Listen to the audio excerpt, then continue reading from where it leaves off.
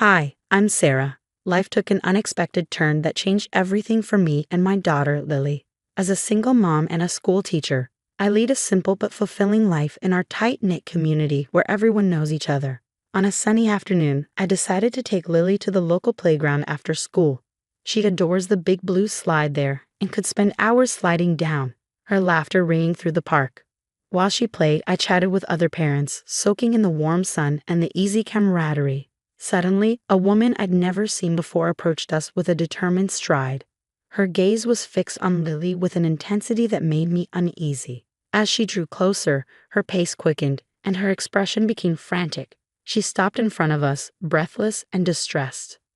Emily, is that you? Oh my God, you're alive, she exclaimed, reaching out toward Lily. Lily, confused and frightened, ran over and clung to my leg. I wrapped my arm around her protectively and eyed the woman warily. I'm sorry, but you must be mistaken. This is my daughter, Lily, I said cautiously. The woman, who introduced herself as Karen, was insistent. No, I know what I'm talking about. That's my daughter, Emily. She was taken from me right here years ago. Look, she even looks just like me.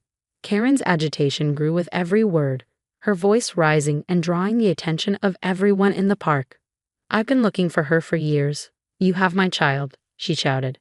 Trying to stay calm, I replied, I understand you're upset, but there's clearly a misunderstanding. Lily has been with me since birth, and I have all the documentation to prove it. But Karen wasn't listening.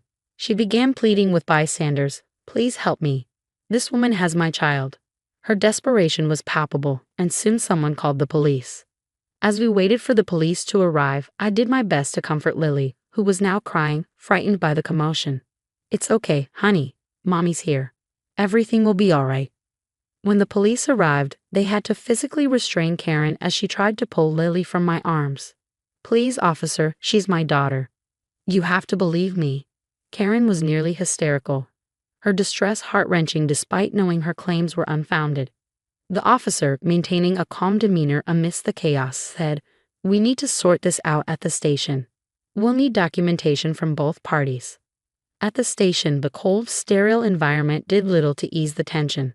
Lily clung to me, her small hands gripping my shirt as we sat across from the officer handling our case.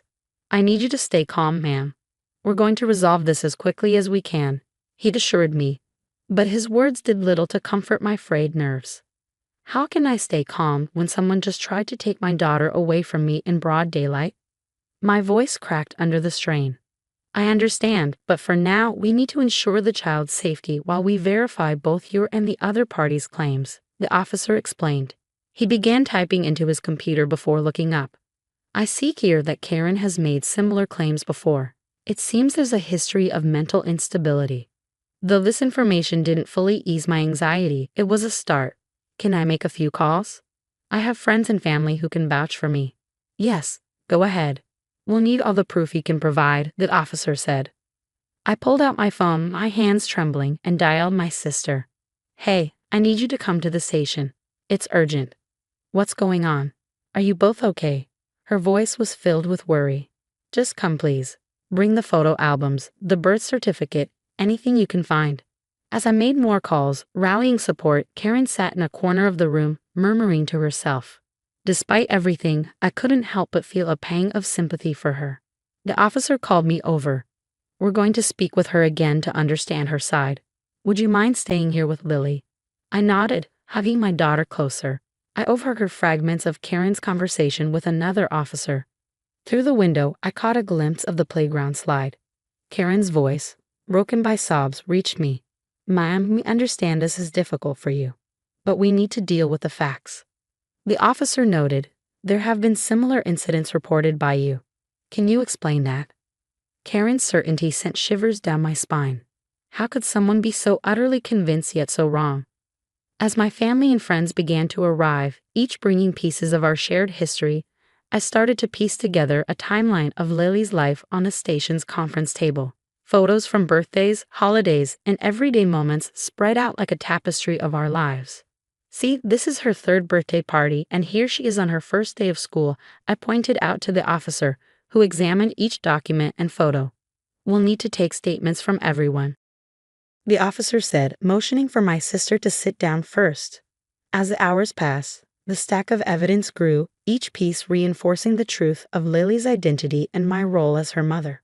Yet the fear of what might happen if that wasn't enough lingered in the back of my mind. The station buzzed with activity as my lawyer arrived, folders in hand and a look of determination on his face. "Sarah, I think there's more to this than just mistaken identity. I've been digging, and it seems Karen's ex-husband, Mike, might be involved." "Involved? How?" I asked, my exhaustion momentarily forgotten. "Well, it looks like he's been in a bitter custody battle with Karen over their other children. I think he's using her condition to manipulate situations like this to get back at her." "That's monstrous. Using his own children and ex-wife's illness like that?" I couldn't hide my disgust. "Exactly. I think if we can get him to admit it, we can clear this up much faster and help Karen too." "What do you suggest?" "Let's set a trap. We'll pretend you're willing to negotiate some kind of settlement and get him to talk about why he's doing this. We'll record it." "Is that legal?" "With consent in one party states, yes. I'll handle the details. Just follow my lead." We arranged a call with Mike, using the pretext of wanting to avoid further distress for both families. Mike agreed, perhaps eager to manipulate the situation to his advantage. "So, Sarah, I hear you want to settle this without more fuss." "Smart move." Mike's voice oozed fox concern through the speaker. "Yes, I just want what's best for everyone involved." "Tell me, Mike, why do you think Karen is so convinced my daughter is hers?" I asked, playing into his narrative. "Let's just say sometimes people see what they want to see, especially if they're nudged in the right direction," he replied with a smugness that made my skin crawl. "Nudge how exactly?" "Well, if someone were to show her pictures, tell her stories that align with her delusions, it's not hard to see how she might come to believe it, especially if it helps me in the custody battle." His admission was cold and calculated. My lawyer signaled to me, his phone recording every word. "And what is it that you want, Mike?" "Just my fair share. And if using Karen's instability helps me get that, then so be it." The call ended, and my lawyer wasted no time presenting the recording to the police. They acted swiftly. Mike was arrested, and the evidence of his manipulation led to a re-evaluation of Karen's mental health treatment. In the aftermath, Karen, now understanding the truth, withdrew her claim. She was visibly shaken by the revelation of being used as a pawn in her ex-husband's vendetta. I had no idea. "I'm so sorry, Sarah. I never wanted to hurt anyone, especially not a child," she said, her words sincere and filled with remorse. "I know, Karen. I hope you get the help you need." I replied softly, my anger replaced by a sense of pity and relief. With Mike in custody and Karen starting proper treatment, I hugged Lily, feeling the weight of the world lift off my shoulders. This ordeal was over, but the journey to healing was just beginning for all of us. Back at home, the warmth of our living room felt like a sanctuary after the storm we had weathered. Lily played on the floor, her giggles soothing my frayed nerves. The doorbell rang, and when I opened it, I found neighbors offering small gestures of support, casseroles, cookies, and even drawings from other children for Lily. "Sarah, we just wanted to say how much we admire how you handle everything. If there's anything you need, just say the word," Mrs. Thompson from next door said, her eyes kind. "Thank you, everyone. I can't tell you how much your support means to us. It's been tough, but I've been thinking about how we can prevent such things from happening again," I said, feeling a mixture of relief and resolve. "What do you have in mind?" Mr. Jacobs, always keen on community initiatives, asked. "I'm starting a program right here in our community center. It's about teaching parents about safety and legal rights, making sure we can all protect our kids and ourselves." "That sounds wonderful, Sarah. Count us in," Mrs. Thompson's son said, placing a comforting hand on my shoulder. As weeks turned into months, the program took shape with regular meetings. Surprisingly, Karen, now more stable and earnest in making amends, became one of the most active volunteers. During one of the sessions, Karen shared her experience. "I was manipulated, and it clouded my judgment. I want to help others see the signs before it's too late," she said, her honesty and effort adding a deep layer of authenticity to the program. Parents listened, moved by her story, and learned to spot the subtle signs of manipulation and mental health issues that could threaten their families. "Karen, thank you for being so open. It's not easy to talk about these things." I acknowledged her after a session, genuinely grateful for her contribution. "It's the least I can do, Sarah. Thanks for giving me the chance to make things right," she replied. As the program grew, so did Lily and I in our new routine. Every Sunday, we volunteered at the community center together, turning our past ordeal into a proactive mission to help others. "Mommy, I like helping. It feels good, right?" Lily's innocent remark one Sunday morning made me pause. I realized just how much she'd grown through all this. "It does, honey. Helping others gives us strength we never knew we had," I said, smiling down at her as the sunlight caught her hair, turning it golden. It felt like the metaphorical light at the end of our tunnel.